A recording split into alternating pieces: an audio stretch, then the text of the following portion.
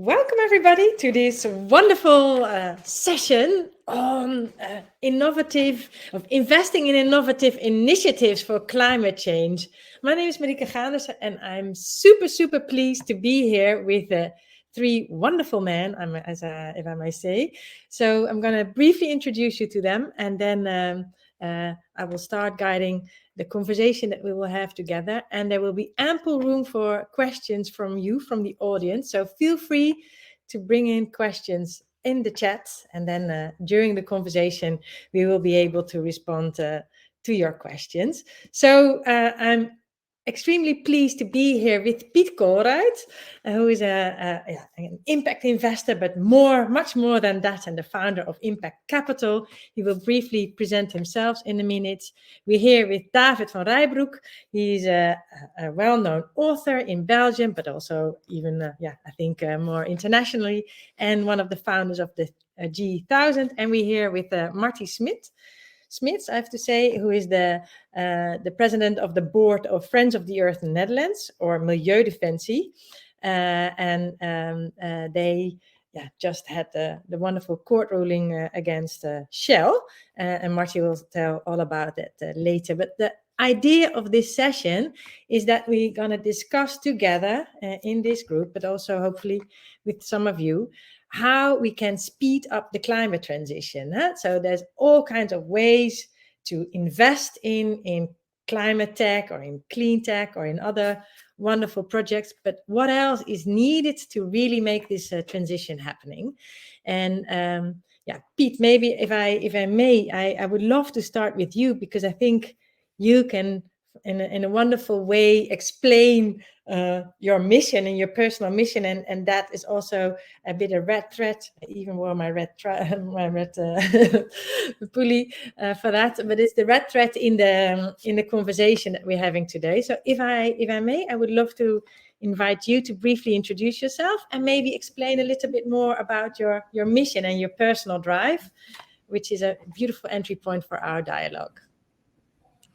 Thank you, Marieke. Hello, everyone. So, indeed, my name is Koolruit. It's the third time I host a session. 2 years ago, it was in The Hague, where there was a live conference of EVPA, where I first talked about why I supported the climate case in Belgium.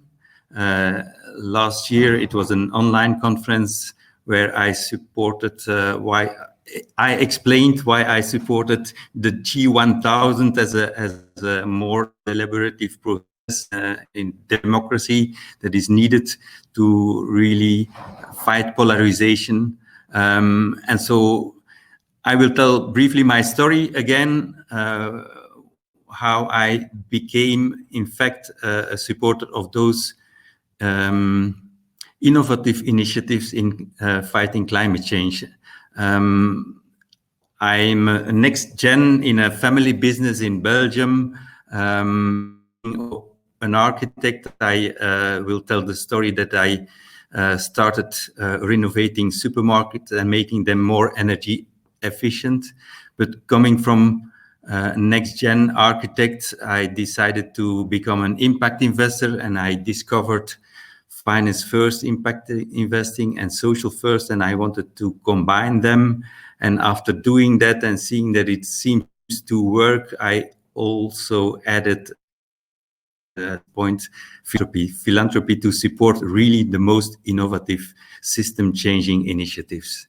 And so again, in 2006, like many of you, probably I saw the inconvenient truth. And for me, it was really an eye-opener to see it so clearly that we really have a problem. I was, again, making supermarkets as an architect 60% more energy efficient, and it seemed to work well. And I didn't understand why not everyone was doing it. I started investing in solar panels on the roofs because I saw that, okay, that's the most very attractive and profitable investment you can do with supermarkets who consume most energy in the summer to cool the food. So just solar panels on the roof is obvious and very profitable. Going from solar panels, also investing in wind energy, and I saw that it's possible to also have nice returns, financial returns, but also really have, even without subsidies, you can make wind energy profitable.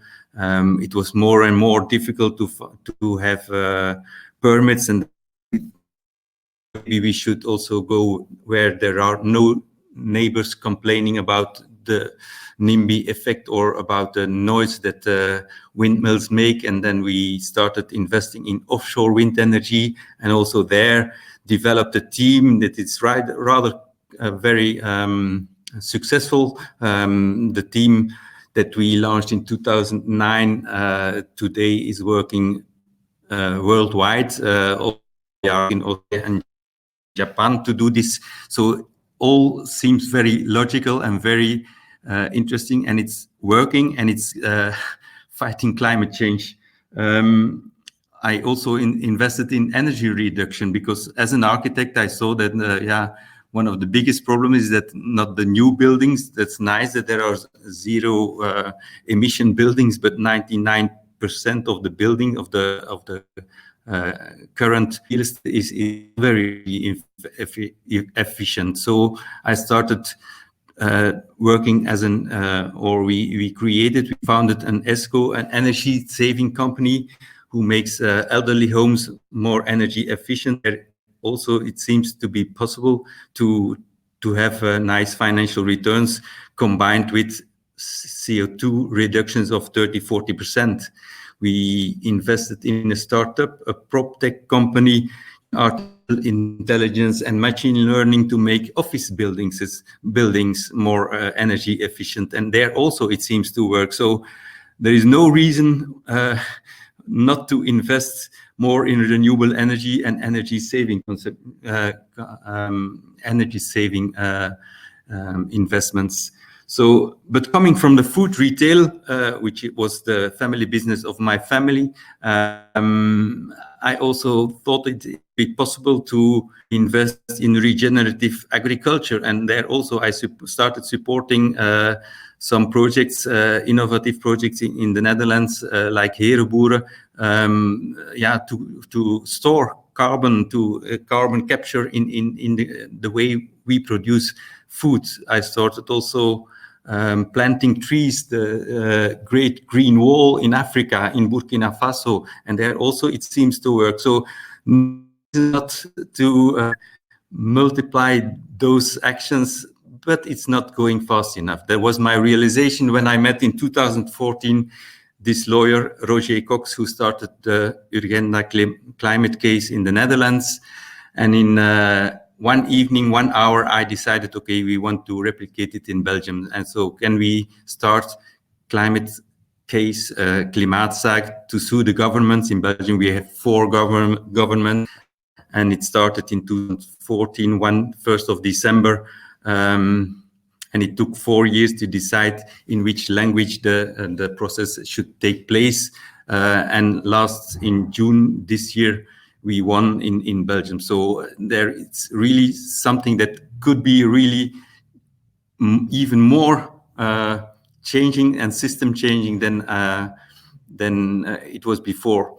And that last year, when I asked G1000 and the Grote Verbouwing to present themselves, was because I thought, okay, we have a problem in a democracy. Even when the judge says that governments are not doing enough, there is a little appetite to change really things. And then, okay, there seems to be a polarization in society. Everyone can see it, where we see that it's really needed also to have the majority behind those measures that are needed to tackle climate change.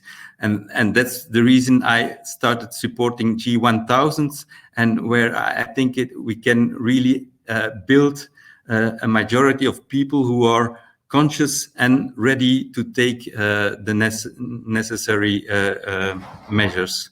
So all this to say that when I was asked this year for EVPA, can we do something on a session climate. It's also, we are middle in the COP26 in Glasgow. There was not really many sessions on climate. I think we should go in the same direction, talk something about climate actions. And so I looked into those initiatives that I supported earlier, coming from an investor, becoming a philanthropist, because I think if you're really first investor, I think we have to admit that sometimes it's good just to give some donation money to those most system-changing initiatives. So the idea was, okay, looking, even when in Belgium the judge said that we were right with the climate case and not really changing something, I looked further, saw this case in the Netherlands, where even it's more, even more system changing, in that sense that it's really something that could tackle the fundamentals of capitalist system. So as impact investors, really going for impact, I think it's really more interesting to look at, maybe we should sue some big companies have much negative impact, like gas and oil producers or car producers or banks that supporting those initiatives. So that was the reason why we asked Marty to be here. And the other reason, if I look back to, for example, the climate case, if we look back at deliberative processes like what Marty did in why it's maybe not really having the effect that we wanted. And that's why I asked David also to join this session, and he will explain his ideas about preferenda. I think this is, in short, my introduction, Marieke. Fantastic. Thanks a lot. And really inspiring also to hear a bit about your personal search and your personal mission and ambition in this sense to really make change happen. Because, I mean, we're all investors for impact in this field, in this community. But where can you make most impact and where can you really stimulate system change? So that's what we're also discussing here. And you already beautifully introduced David, but maybe David, if I can ask you to unmute yourself. And by the way, Piet, your connection is not fantastic. Sometimes you flicker a little bit, but please be aware of it. But we could understand perfectly what you were saying. So, but David, if you could briefly introduce yourself and explain and take us on the trip of preferenda. What do you mean by it, and why should we all know more about it? Well, thank you, Marieke, for this introduction, and thank you, Piet, for the invitation. It's a pleasure to be here. My name is David van Rijbroek. David van Rijbroek. I'm a Belgian author. I'm based in Brussels. This is Brussels, where I'm talking to from now. But apart from writing books and plays and poems, I'm also very active as a democratic innovator. And this is what I want to be talking about today.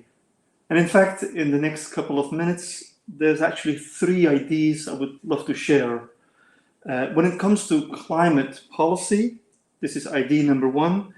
Some of the best politicians are everyday citizens. That's the first idea. The second idea is we do not need a referendum, we need a preferendum. And then thirdly, systemic change is very hard to finance. So these are the 3 ideas I would like to take you through during the next couple of minutes. And the story I want to tell will start with something we all remember. You will know the beginning, perhaps you'll know the middle, but I would be surprised if you would know the end. Now, the story begins with the Yellow Jacket movement just a few years ago. We all remember it. President Macron was bold enough to raise fuel tax prices as an attempt to meet France's promises and targets in terms of carbon reduction. And then the French took to the streets because the measure was experienced to be extremely unfair. And it was a big difference between whether you were a Frenchman or a French woman living in Paris where you have a metro every 3 minutes, or you'll live on the French countryside and you're a nurse and you have to drive about 120 kilometers every day to see your patients, and there's no bus and no metro and no tram nearby.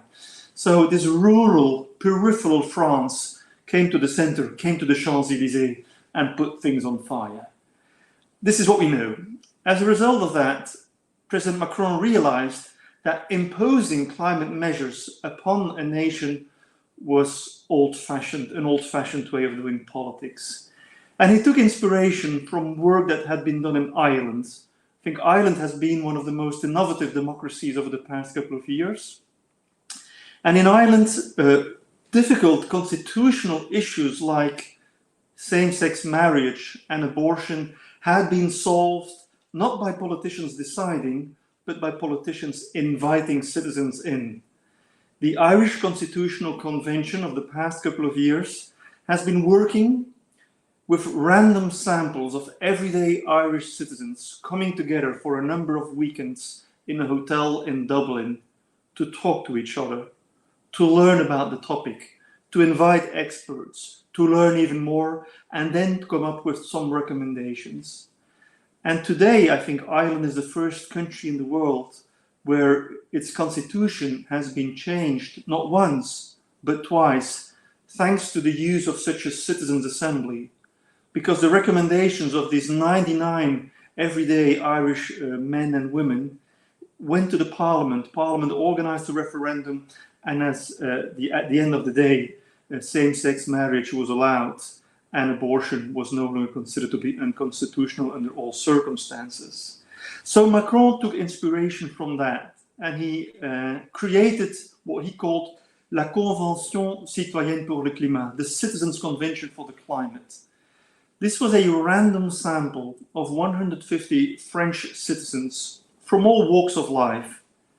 And they came together in Paris, and this was before the pandemic. They started in October 2019, and they were going to see each other one weekend every month, inviting experts, learning from each other. And then Corona set in, and they continued online. But over a period of 7 months, they have been deliberating, learning, and formulating policy recommendations on how can we do a better climate policy. And I think Macron was quite brave in putting this together. It takes really guts to say, like, well, if my citizens are angry, I trust them even more, and I invite them to come and help us finding a solution. And at the end of the day,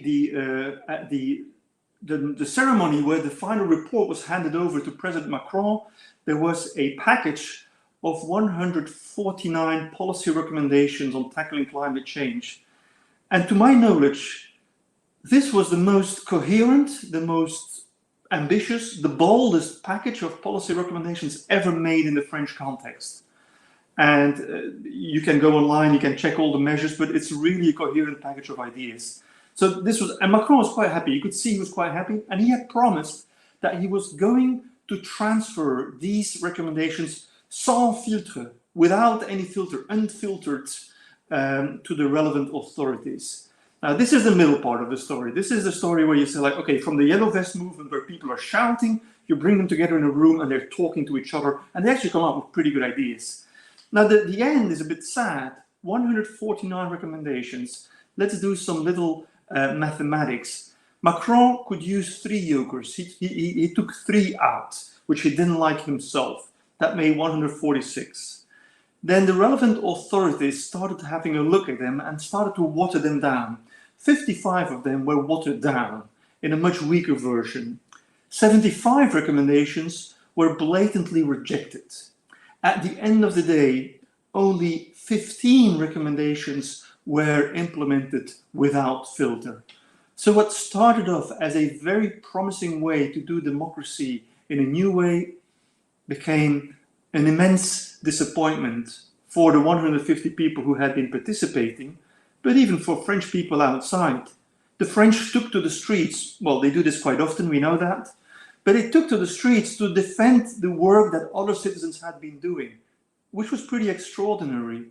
And it showed that almost 70% 75% of the French people agreed with the recommendations of the citizens panel. There was only one measure of the 149 they disagreed with, was the idea that the maximum speed on French highways would go down from 130 to 110 kilometers an hour.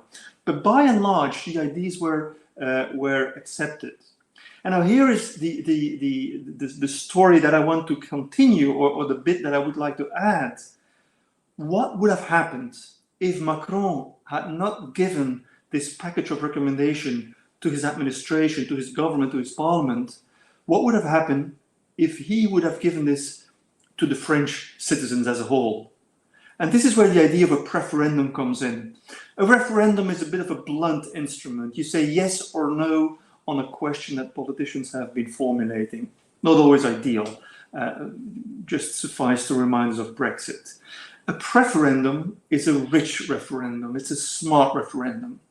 Imagine that all French citizens could go into a voting station or online, whatever, and 30 ideas of the Climate Citizens Convention would be generated from their list of 149, and everyone would be invited to rate and rank these ideas. So the proposal, like, do you think that the maximum speed should go down from 130 to 110? You could say, like, I fully agree, I don't agree, I don't disagree, I disagree, I fully disagree. We do this in opinion polls all the time.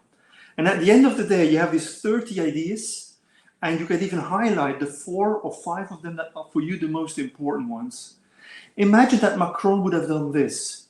Rather than burying this wonderful report into the thick layers of French political administration, he would have gotten a list of shared priorities of what French citizens would have liked.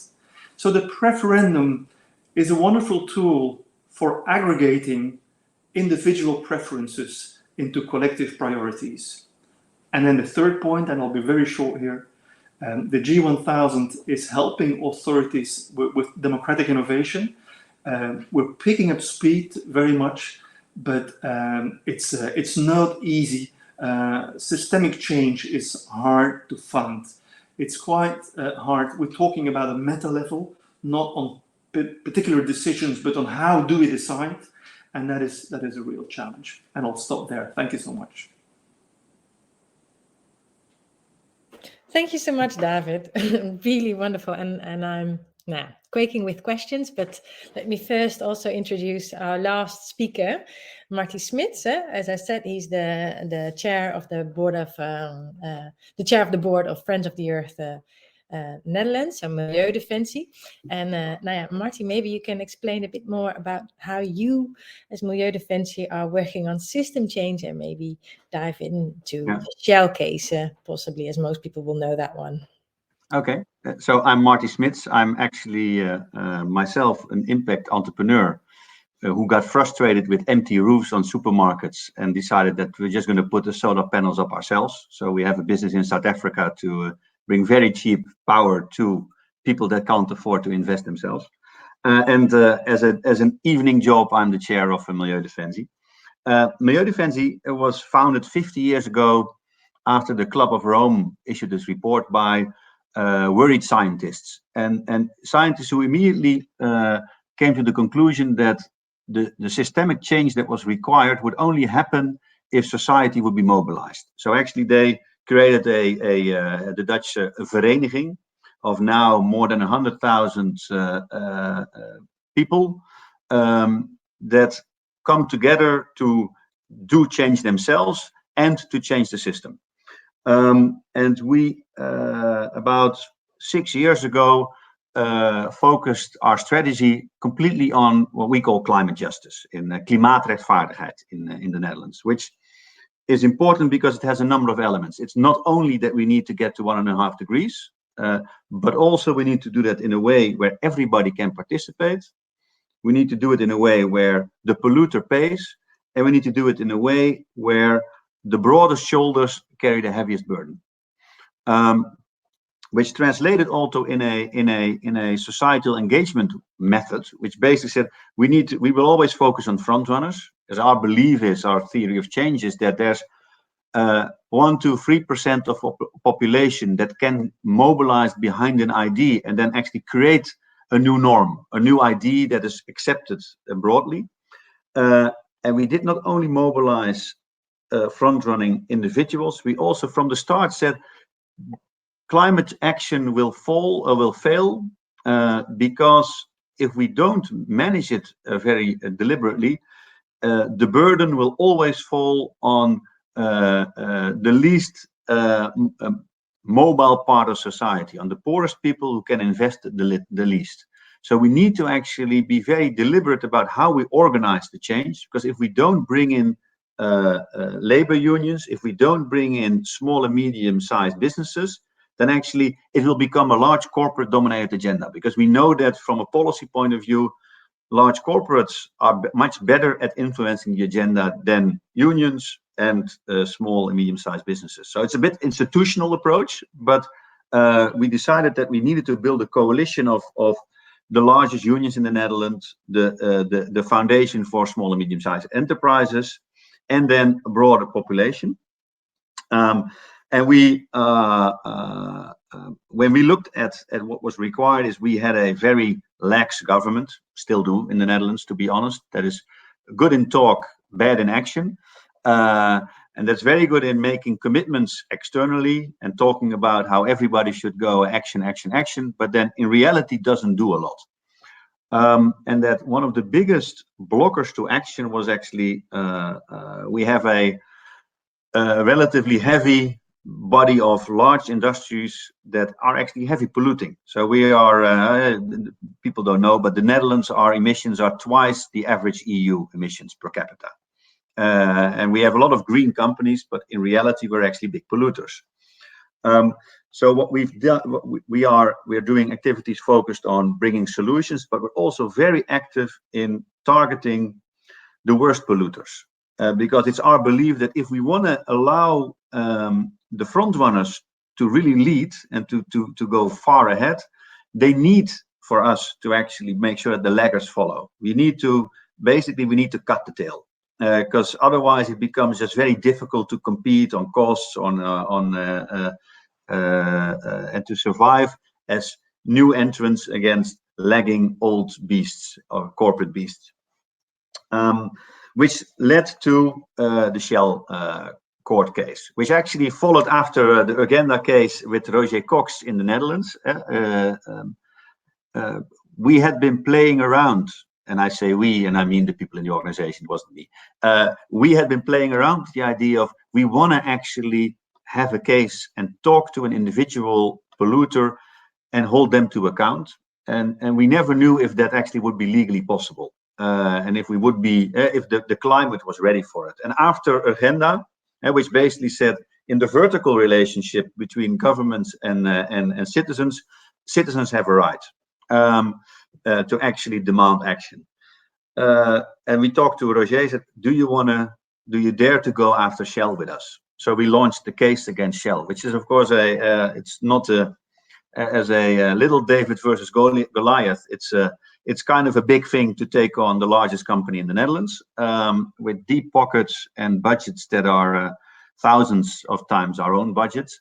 But we actually mobilized our legal team and spent a lot of time to bring a solid case, which actually now is being copied, because for instance, in Germany, I think even today they announced that Greenpeace is addressing Volkswagen, and already Mercedes-Benz is being addressed.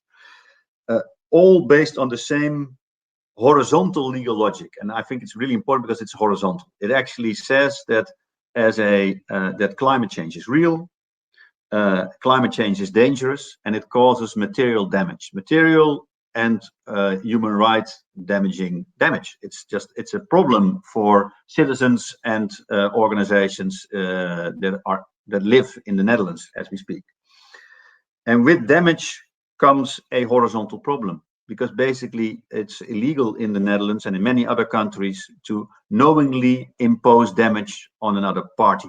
And so the whole case is built on the basic notion that if you know that your actions result in damage to somebody else, then you should stop that damaging activity.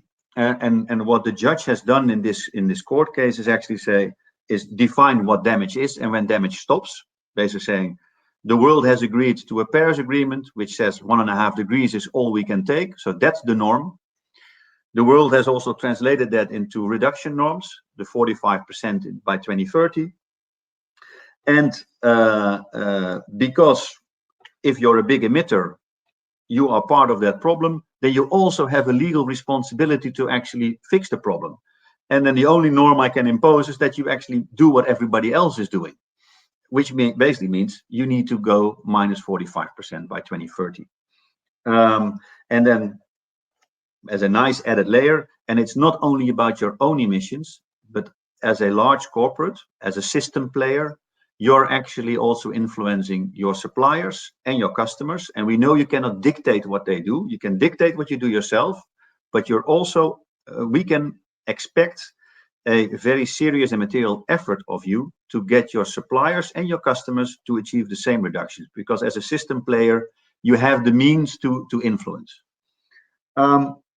Which is of course a big thing. So we are. I'm delighted with that verdict, and of course we still have an appeal that's coming.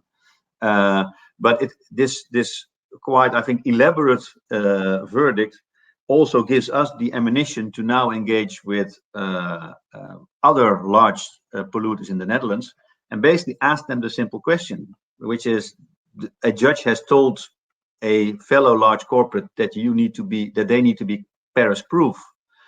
Are you Paris proof? And if not, how will you get there? Because otherwise you are open to litigation by us, but also by any other Dutch citizen with an interest. And we believe that this will actually accelerate and mobilize, especially the front runners in those large corporates, and basically force the heaviest emitters to participate. So I'll pause there. Thank you so much, Marty. Super exciting news, actually, and I'm desperate to hear more about your strategies. I'll do that in a second. But I also would like to let people know that if you have a question to any of these men, please feel free to put it in the chat.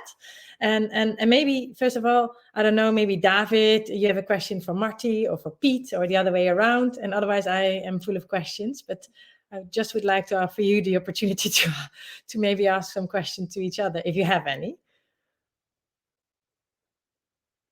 You have to unmute briefly. Yeah. So here's my question for Marty, and this is from a Belgian perspective, but I'm sure other countries are confronted with that too. In Belgium, we won a court case, and yet actual political action is still very, very slow, as if government thinks that we should stick to the law and to our judges. But when it's itself condemned, it finds itself in a very comfortable position to continue business as usual. How do you enforce, and how have you been so successful in the Netherlands to enforce these verdicts? That's a good question. I'm not sure that we are because then I need to separate the Urgenda case, which indeed forces our government to act. And in reality, I think the only reason why the Netherlands government has been acting is because there's parts of our coalition are actually very much in favor of a ruling coalition, are very much in favor of climate action, and have used that as an instrument on the inside of government to increase pressure. But in reality, we have been lagging, and I think that the threat of a next court case from the same Urgenda context is what is keeping people a bit awake, because the spillover effects of the court case was that actually it put a barrier to things like building roads, which is activities that the other part of our governing coalition actually cares about a lot. So it created pain, and I think politicians move when there's pain or gain. But I think on the Shell case, what is interesting there is that government can ignore, especially in the Netherlands, because we don't have a constitutional court. Government can ignore any verdict because basically they are themselves the custodian of the constitution. A company cannot, So first of all, the system itself puts a legal burden on a private entity, and if a private entity does not act according to what a judge says it should, then it is open to significant damages. And I think that, but it's part of our strategy. I think that Marieke was also a bit fishing for. I think that we, because there's now a horizontal relationship, this becomes a question that, for instance, accountants need to ask, that risk assessors need to look into, because all of a sudden you have a stated court case that puts an obligation on you, and as a mirror image has a significant financial problem if you do not act. And so now all of a sudden we can use the system against itself, or the system to change itself. Yeah, so instead of talking to CSO people, staff, or HR staff, you're now talking to the accountants of the company. So it's a different conversation you're having, right? Yeah, which we're starting to have, and also for us, it's also different. So that's also, let's be honest, we are as an NGO also now need to also engaging different people, yeah, and with a different language. But I think it's our strategy is the coming period to actually have that debate, because we are indeed, as a bit I think Pete referred to, I think it's a bit our lever to change the system itself, because we're now putting external responsibilities into the core of how capitalistic choices are made. Yeah, no, I see your point. Hey, and David, if I may, Pete, would you like to ask something? No. Yes.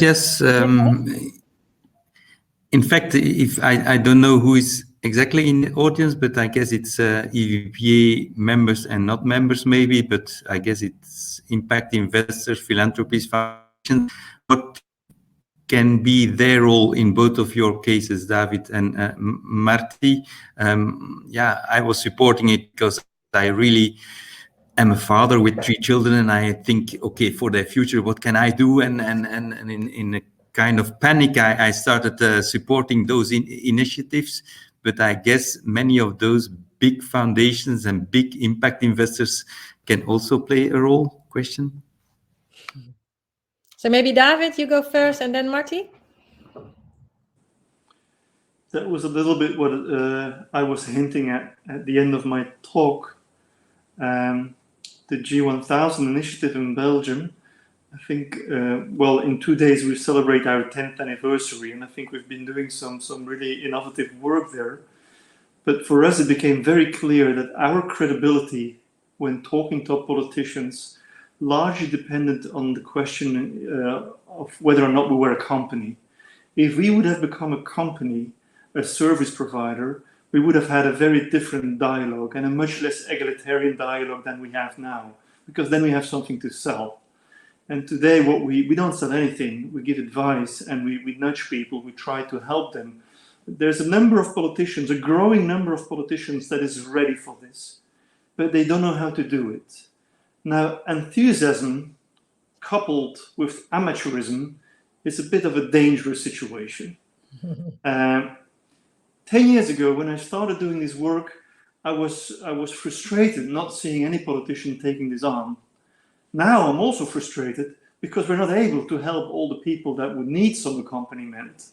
And what we see are really poorly run processes that do things that make things even worse. I mean, Macron should have been warned that there was a big danger. I mean, his idea was great, but the follow-up was so ill-prepared that it has even deepened the rift between citizens and politicians. So for us, it's absolutely essential to have that independent voice of expertise that can go and talk to governments. And sometimes they contact us, sometimes we contact them. We see that you plan to do this. Please think of A, B, and C, because if a poorly run process makes things only worse, and it might even, I think, citizens' assemblies and referendums are one of the few remaining tools we have left to create genuine climate policies. If you lose those because of badly run projects, we'll be really unarmed in the following battle. Very clear. Thanks a lot. Marty. Yeah, I think it will be a relatively comparable answer in the sense that we,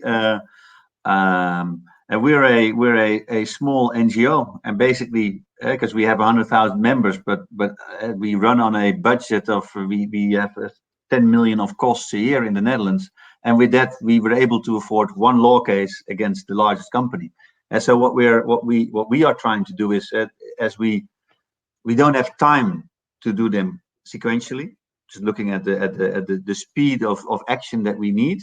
So we are going to go after the top 30, which of course requires us to bring together capabilities and resources that are not there yet, or not fully there yet. So we are very actively trying to strengthen our team to be able to have those quality discussions with those companies, and to also mobilize citizens behind it. Because for us, it's also important that the moment that we engage, that we can actually make part of the Shell case was that actually it was 17,000 Dutch citizens who actually sued Shell. It's not us; it's 17,000 citizens.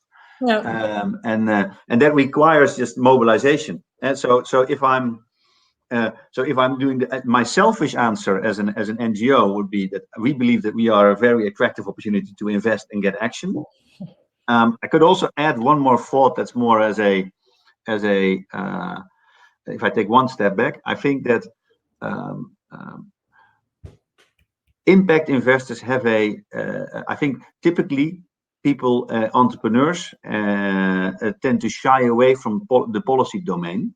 And what happens is that actually the policy domain is filled by the past, actually. The past that does not want to go away, because they realize that it's their last opportunity to extend their life is to slow down progress. So I think that actually if you believe in the system renewal that impact entrepreneurs can bring, you should also think about what role you want to play then in actually shifting the policy balance, because otherwise it's only the laggards that have voice and not the front runners. Thanks. And I see David nodding. Fantastic. Does that answer your question, Pete? Let me first check with you before I move on. Yeah, thanks a lot. David, I know that you might need to leave a little bit earlier. So if it's okay, I would like to ask you another question. And that's also related to you in general with your citizen assemblies. You have around 150 people. Is that a magic number, and then how do you make sure that you engage these people? I mean, there's new tools like Polluting, for example, who do online citizen assemblies with large group of people. But I was just curious, and then maybe to add another layer to it to make it even more complex. But in what way do you think? Pete was already mentioning the silent middle or the movable middle. Are these participants in the citizen assembly a representation of this movable middle as well? Can you elaborate a little bit on that? Okay, this is a bunch of questions. I'll try to answer them quickly. I know, but I did it on purpose, and you can pick the question you would like to answer. Online is great, and it's even becoming greater because the word online is changing meaning. Remember 2 years ago, before we had Zoom, online was a very different thing. It was just writing to each other on social media and getting very angry. Now we see each other's faces and we start to behave more. So online is a great tool for public deliberation. As I said, in France, they were forced to go online because of the pandemic, and it did work. I still do think, though, that nothing beats a group of people sitting on a table. Even this session, smashing as it is, might even have been much more fun had we been together. The dynamic would have been different. We only have two senses here, it's sight and hearing, and we miss just the overall physical experience of being together. So I do believe there's ground for combining online and offline tools for citizens' participation. Is 150 participants a holy number? I don't think so. But if you bring people together in a live setting, in an in-person setting, you need to find a balance. It's a bit of a trade-off between having a group that is big enough to make an impression, and at the same time a group that is manageable enough to come up with some conclusions. So that is the trade-off. 10 years ago, I organized the G1000, and we tried to be with 1,000 people together. That's a lot to manage. It's great for visibility. It's not necessarily good for deliberation. And what you see now is that the figure of 100 and 150 is being increasingly used. Today in Amsterdam, as we speak, a citizens panel is going on the climate, and it has 100 participants. Yeah. And as we speak, Paris has learned from some of our Belgian work and has become the first major city to have a permanent citizens assembly. I was one of the architects of that model, which we designed this summer. And in Paris too, they work with 100 Parisians. So it seems as if we're verging towards this. Very often when I talk to politicians, I ask them, how big is your parliament? 75, well, have a panel of 75. So that's a bit of a very easy answer. And then the people you're getting, are they truly representative? You try to make sure that they do guarantee the diversity of your society in terms of age, gender, level of education, where do they live? What you see now with climate citizens assemblies, and I think it's really, really clever, they make sure that when they draft people by lot, they make sure that different attitudes towards climate change are represented. Yeah. So that climate skeptics cannot say like, well, this was just a left-leaning bunch of people coming up with ideas. So it's quite important to have a real diversity there as well. Yeah, fantastic. Yeah, totally understand. Thanks a lot. Hey, and then Marty, because you say you collaborate with the front runners, but in order to mobilize all those people, there's also a question in the chat. It says we need to work on positive narratives that motivates people en masse to join. So Friends of the Earth or Milieudefensie is also doing a lot of campaigning and mobilization. So how does it match your court case? I mean, because there you need also people a bit more from the middle, maybe not only the front runners. How do you deal with that?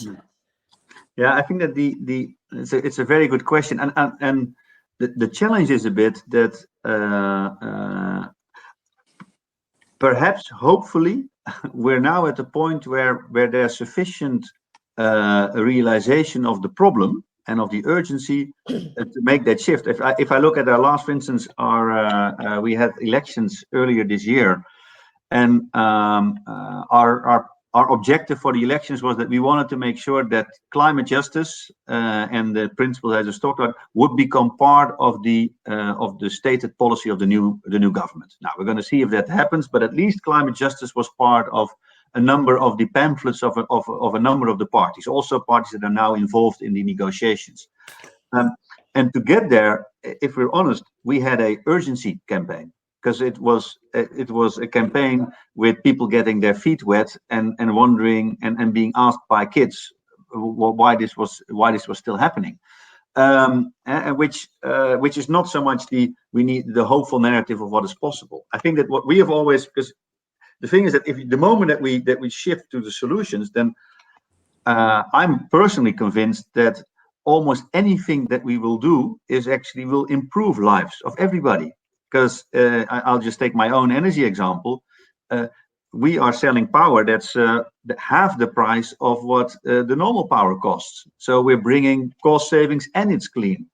And you can do the same in diet changes, because actually we're getting better diets. And if you look at housing initiatives, we still have 500,000 people in the Netherlands that are in really crappy houses. And they're crappy because they're molding, they're unhealthy, and fixing those houses is actually fixing the climate and fixing their lives. So I hope that we can quickly move to solutions talk and then start with those solutions that have the biggest immediate life benefit, because then the other stuff will sort itself out. So I'm an optimist the moment that we start to move, and then life will be better for everybody. Thanks a lot. And also later on in the chat, there's Ashni Shah invited everybody to also join a chat, because he agreed with what Pete just said on the point of policy, that they have been investing in policy capabilities to increase their impact. And maybe on that, Pete, if I can ask you one last question, because last week we both at an event from EVPA, the EV event, and there Idris Noor from Doen had a nice call to action. Actually, he said, "Well, as an impact investor, you always have to prove your return on investment, and you have to clearly show your impact. You have to have measurable impact. And on the other hand, maybe it's also time that we shift that narrative and that we shift that conversation a bit and ask these larger and more institutional funds to also report on their unintended, possibly negative impact, right? Because so what do they do with their 500 million, for example, and if they invested in gas and oil or fossil fuels, other fossil fuels? So I was wondering, Piet, talking about this narrative and talking about this type of call to actions, do you see a changing or shifting trend amongst your peers? Yes, in fact, the discussion on Thursday in The Hague last week was also on impact measurement, and how for some impact investor the impact measurement is key to really change something. But often, in my experience, many of the social entrepreneurs and the impact enterprises and are so impact first that there is for me no doubt that they have a positive impact. And the question is, shouldn't we use these measures to show where other companies really have negative impacts that can really change maybe more the it's if a company is doing some nice CSR projects and you want to prove if it's really nice, but if they for the rest spend billions in fossil fuels, I think it's clear that there is a problem.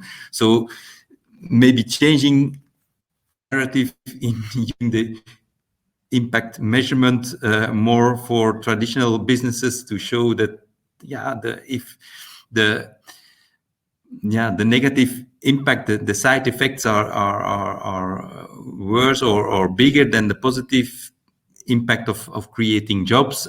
I think it's even can be even become a court case if you look at common good.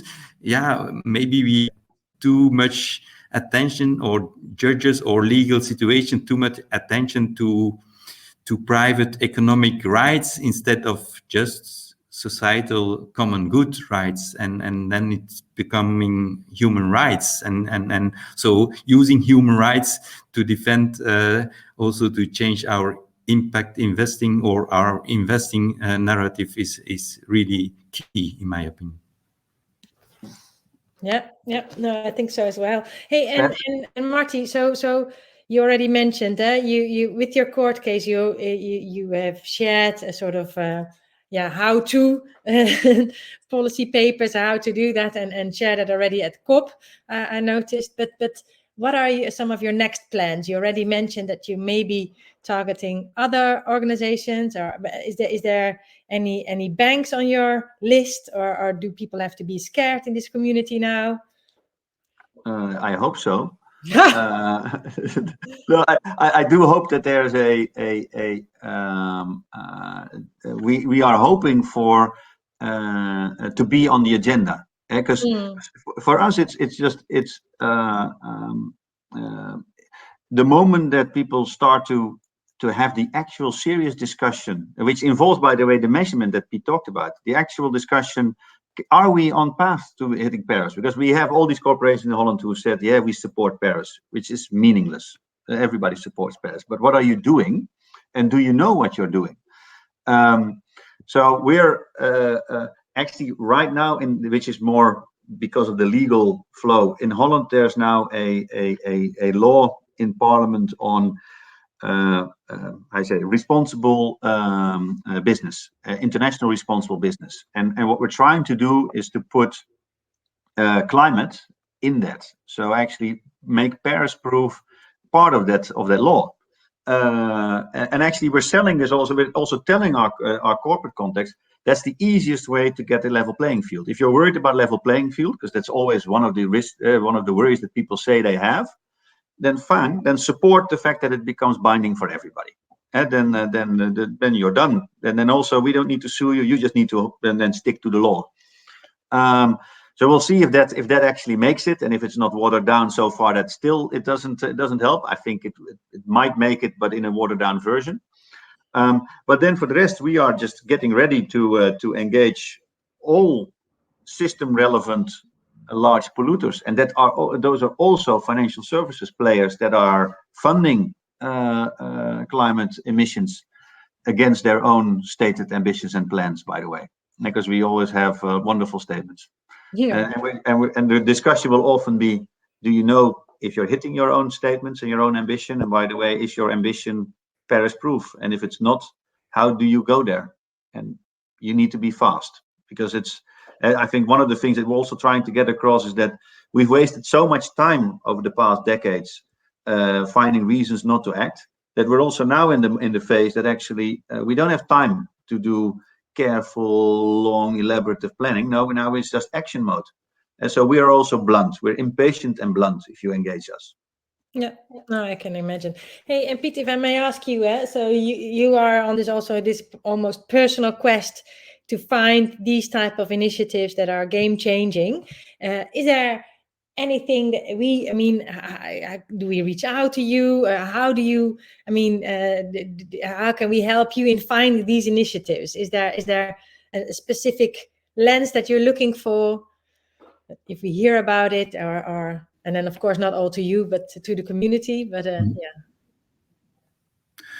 For me, it's clear that I believe in the big ecosystem around investors for impact, in that sense, including foundations, philanthropists who just give donation money or grants, but also impact first, and also initiatives are needed sometimes. If it's positive impact, we need the pension funds and the banks putting billions of money also in this space. So I think I'm looking for the innovations who other people are not ready to fund because it's too risky or too maybe too low return in the beginning, or so those initiatives who are really system changing, I think there must be someone who funds them and looks at them. So please, if you have good ideas, I'm open to look at it and to see and to compare it, and maybe I'm happy most of them when I can forward them to other people where I think that's really, so it's not that I want them to do them all myself. I prefer to forward it to other people who are better placed to really make a success of it. Yeah, and I think that's also what we try to do within EVPA, right? Be those connectors and make this change happen. So I think we're at the end of the session, and and I would also like to encourage you to find each other in the chat later on. I would also really like to announce that coming up next we have a wonderful Collab Award celebration. This is all about collaborations, and it's a bit what Peter was already mentioning. We need to collaborate. It's not the job of one, but we need to find a community, and it takes a village to raise a child. Well, it takes the world to change, to create system change in that sense. So this is a wonderful session as well. And I would also like to thank all our partners, amongst which Piet is one of them, for contributing to this wonderful event. And Marty, good luck with the court case and all the other positive campaigns that will follow. And thanks a lot, everybody, for being here.